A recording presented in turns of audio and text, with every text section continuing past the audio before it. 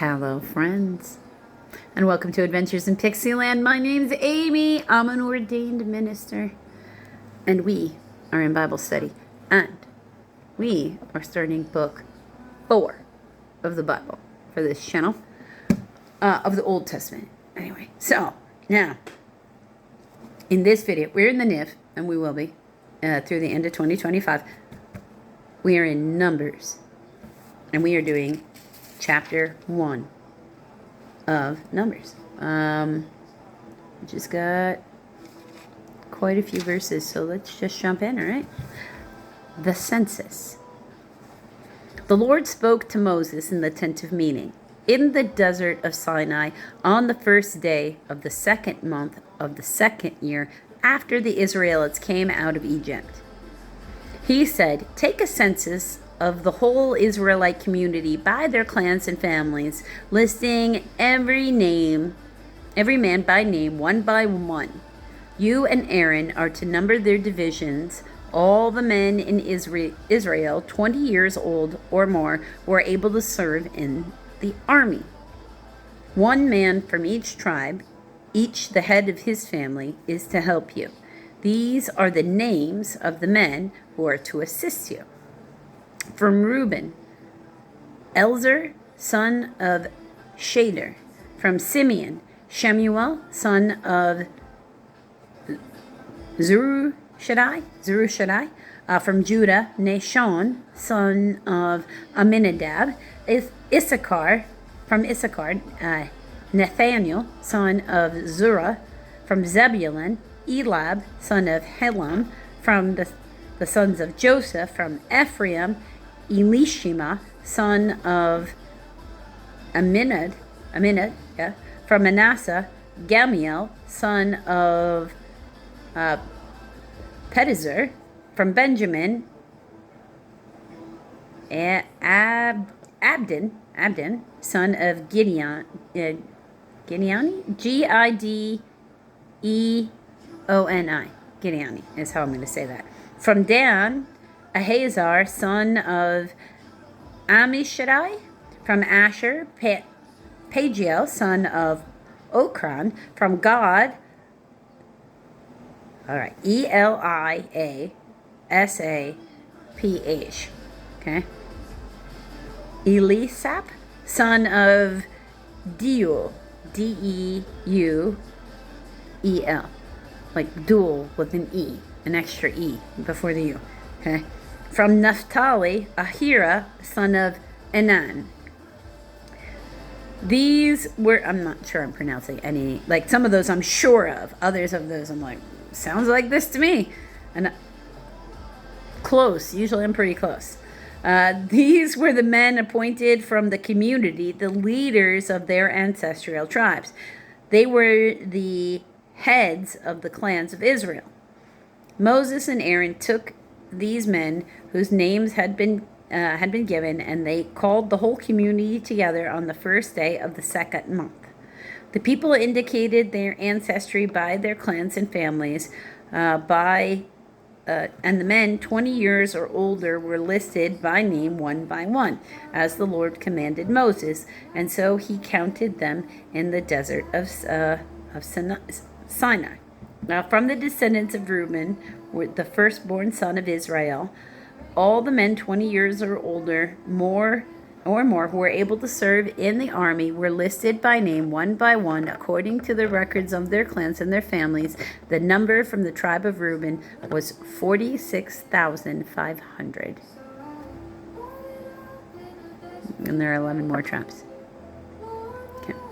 From the descendants of Simeon, all men 20 years old or more who were able to serve in the army were counted and listed by name one by one according to the record of their clans and families. The number from the tribe of Simeon was 59,300. From the descendants of Gad, all the men 20 years old or more who were able to serve in the army were listed by name according to the records of their clans and families. That the number from the tribe of Gad was 46,650. So just so you get this, you have roughly 150,000 people. And we have just three of the tribes. Okay. From the descendants of Judah, all the men 20 years old or more who were able to serve in the army were listed by name according to their records of their clans and families. The number from the tribe of Judah was 74,600. From the descendants of Issachar, all the men 20 years old or more who were able to serve in the army were listed by name according to the records of their clans and families. The number from the tribe of Issachar was 54,400. From the descendants of Zebulun, that's almost 300,000 people before we get to Zebulun. Okay. From the descendants of Zebulun, all the men 20 years old or more who were able to serve in the army were listed by name according to the records of their clans and their families. The number of the tribe of Zebulun was 57,400. So now we are indeed over that mark.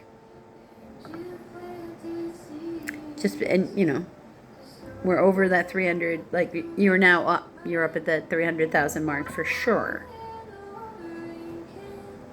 So, from the sons of Joseph, from the descendants of Ephraim, all the men 20 years old or more who were able to serve in the army were listed by name according to the records of their clans and families. The numbers from the tribe of Ephraim was 40,500.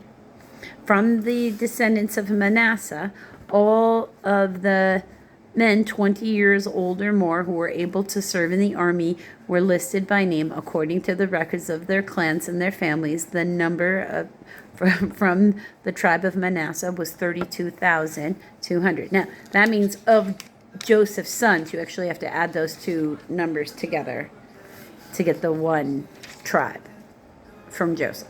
Okay.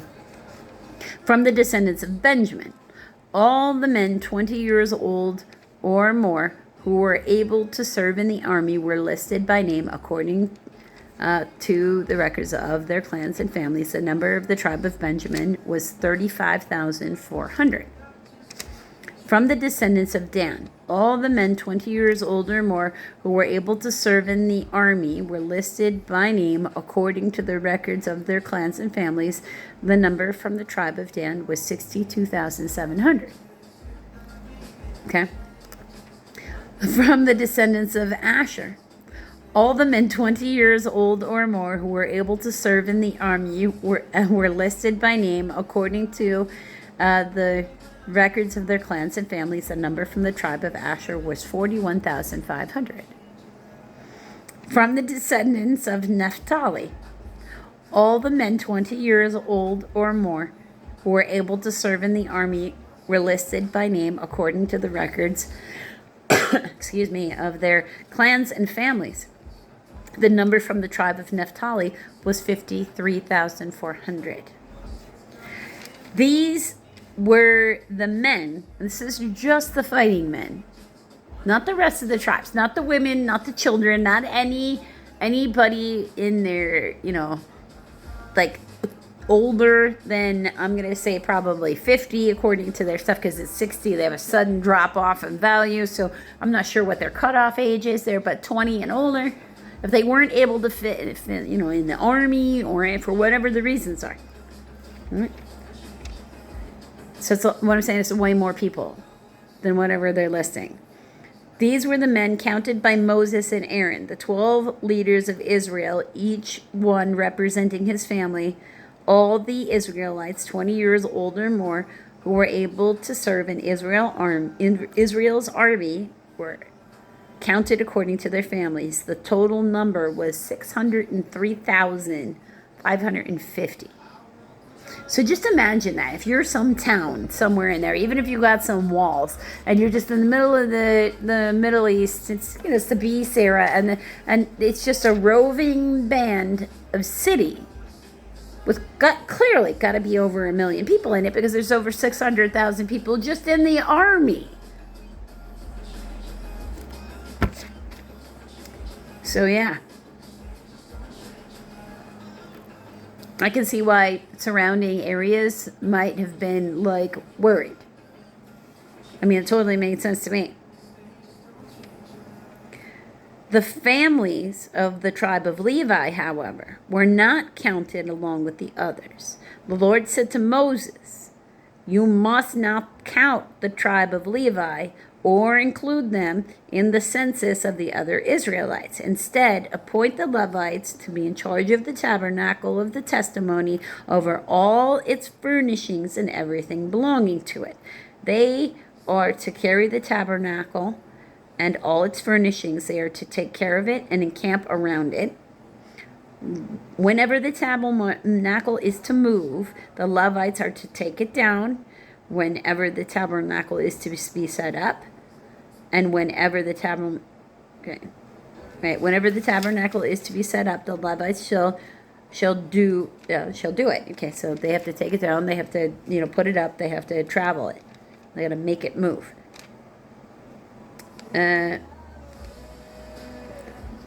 Anyone else who goes near it shall be put to death.